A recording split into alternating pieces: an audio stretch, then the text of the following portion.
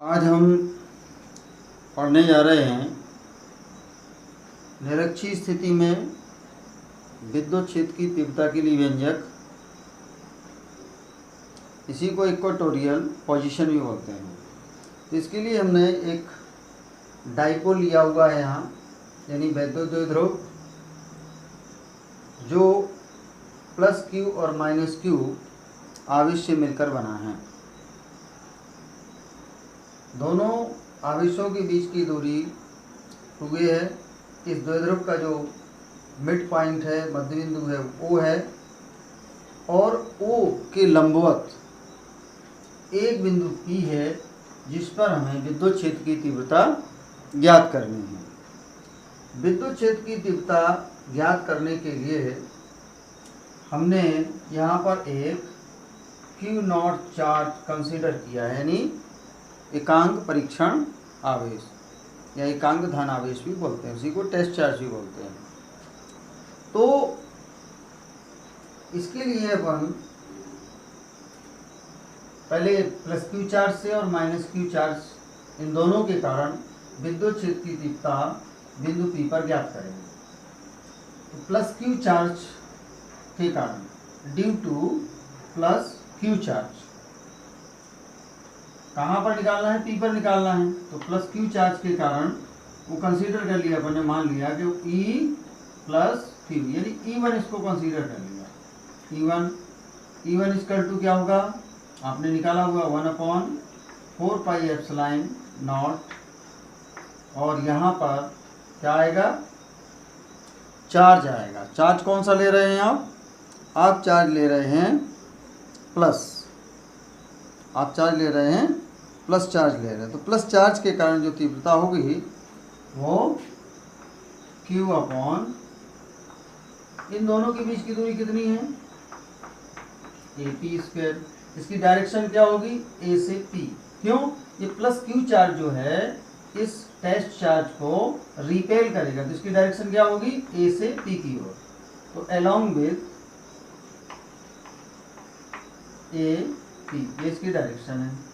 AP की value कितनी है? ये पहले निकाल चुके हैं आप। कैसे निकाली? ये डिस्टेंस कितनी है? A, और ये कितनी है? R। ये कौन सा ट्रायंगल है? राइट एंगल ट्रायंगल है, मीन्स समकोण त्रिभुज है।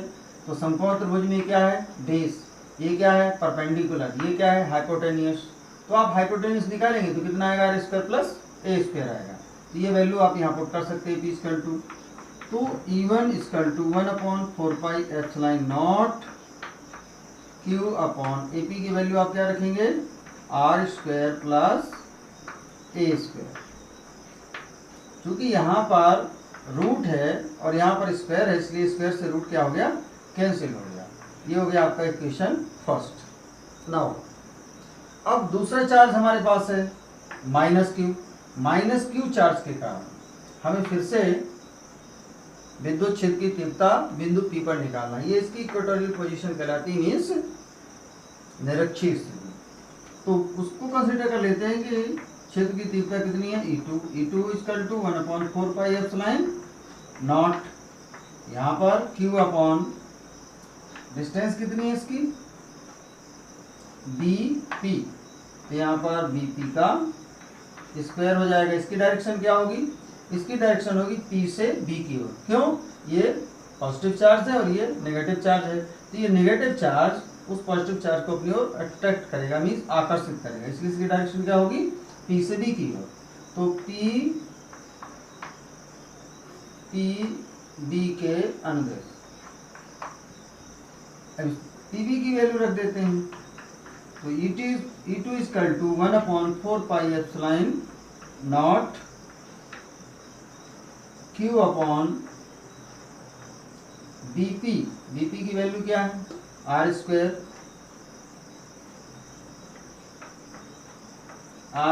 Plus A square. यही सिचुएशन जो पहले में थी, रूट से रूट कैंसिल हो गया स्क्वायर से। ये इक्वेशन हो गया सेकंड। अब यहाँ पर आपको बिंदु P पर इन दोनों के कारण रिजल्टेंट इंटेंसिटी फाइंड करना, डिटरमाइन करना, मीन्स परिणामी विद्युत क्षेत्र की तीव्रता निकालना है। तो यहाँ पर देखिए चित्र में ड्रॉ किया गया है, ये एक क्या है? पैरेललोग्राम है, मीन्स समांतर चतुर्भुज। तो कक्षा 11 में समांतर चतुर्भुज का नियम आपने पढ़ा है।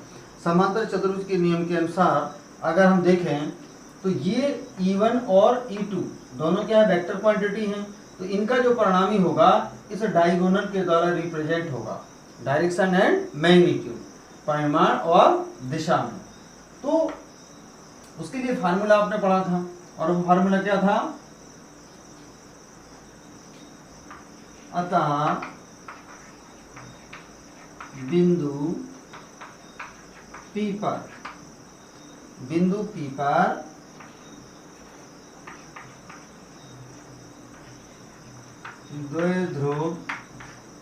मतलब डाइपोल द्विध्रुव के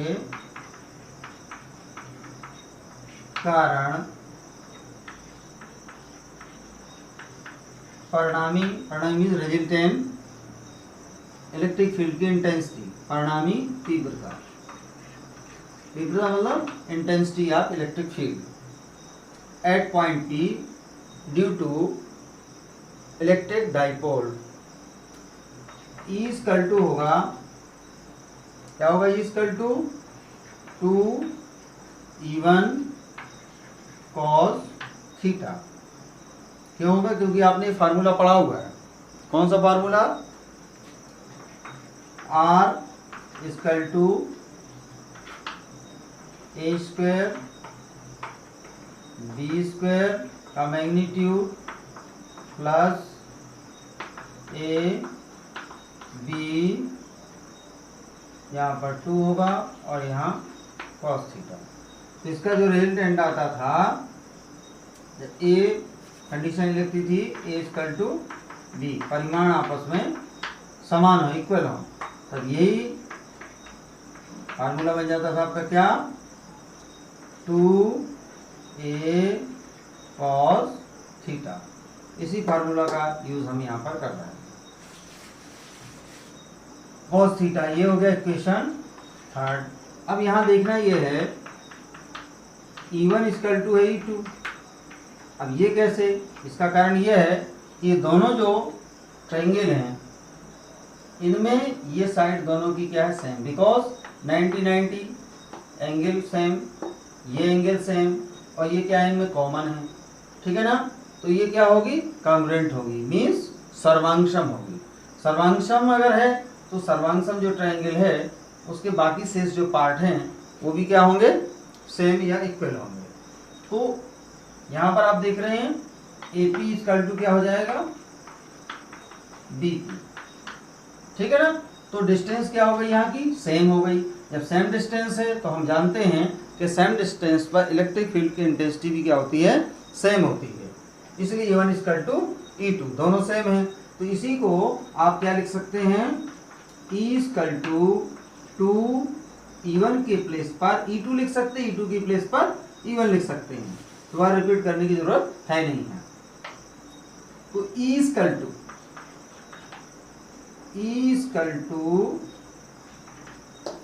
2E1 की वैल्यू आपके सामने ये है इक्वेशन फर्स्ट में, 1/4 pi epsilon naught 1/4 pi epsilon naught और Q upon R square plus A square, और यहाँ पर क्या आएगा, cos theta. E equal to 1/4 pi epsilon naught Q upon R square plus A square. cos की वैल्यू किसी एक ट्रायंगल से हम निकाल सकते हैं, बेस अपॉन हाइपोटेनियस। बेस कितना है, OA की वैल्यू कितनी है, A, तो यहाँ पर A अपॉन हाइपोटेनियस कितना है, root R square plus A square. Then E equal to 2AQ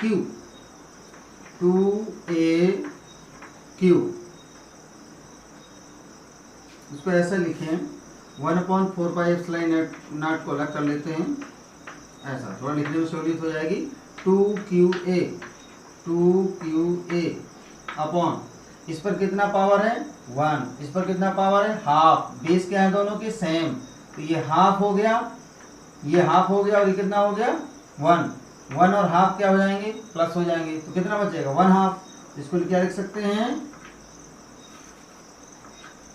are square plus A square 3/2, ये निकालेगी आपकी इंटेंसिटी। बट लेकिन हम जानते हैं, क्या जानते हैं आप 2qa P equal to 2qa electric dipole moment, तो ये यहाँ पर P रख देंगे आप, यानी मोमेंट 1/4πε0 और यहाँ पर आ जाएगा P और नीचे है आपका R square plus A square power हो जाएगा 3/2, ये निकाला है इक्वेशन 4। बट एक सिचुएशन और हो सकती है, कभी कभी क्या होता है कि ये जो डाइपोल की एक्सिस इसकी लेंथ कितनी 2 है, मतलब हाफ कितनी हुई a, तो ये जो a है ये जो है ना इसके कंपेयर में, यानी r के कंपेयर, r का मतलब इसके मिड पॉइंट से वह पॉइंट जिस पर हमें इंटेंसिटी फाइंड करना है वो बहुत दूर पर हो, ठीक है ना, तो तब क्या होगा, तो कंडीशन आएगी if a is very less than r, अगर a बहुत छोटा है r से तो फिर a स्क्वायर और भी छोटा हो जाएगा r स्क्वायर से, तो इस कंडीशन में क्या करेंगे, इसको नेग्लेबल कर देंगे, इस वैल्यू को a स्क्वायर नेग्लेबल हो जाएगा, अगर वो नेग्लेबल हो गया तब समीकरण इससे 4 से, इक्वेशन 4 से हम देखेंगे क्या मिलेगा आपको, E इक्वल टू 1/4πε0, यहाँ पर P और ये नेग्लेक्ट हो गया, यहाँ बचा आर स्क्वायर 3/2, ये 2 से 2 कैंसिल, तो यहाँ बचेगा